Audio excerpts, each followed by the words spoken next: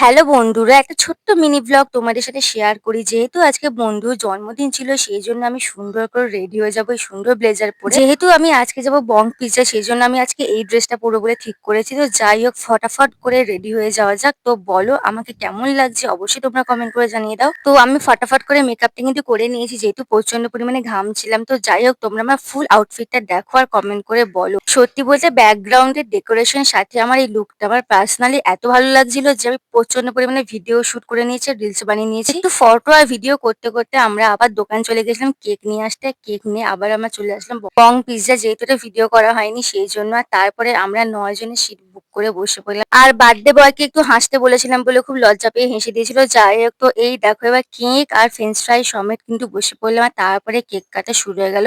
আর ও খুব লজ্জা পাচ্ছিল কেক কাটা। তারপরে কিন্তু আমরা বসে পড়লাম পিৎজা খাওয়ার জন্য। পিৎজা নিয়ে কিন্তু আমরা প্রায় বসেই পড়েছি। দুটো চিকেন পিৎজা ছিল আর একটা ভেজ পিৎজা ছিল। তারপরে আমরা যে যার মতন দুটো করে স্লাইস কেটে খাওয়া শুরু করলাম, দিয়ে এবার বাড়ি চলে যাবো। টাটা।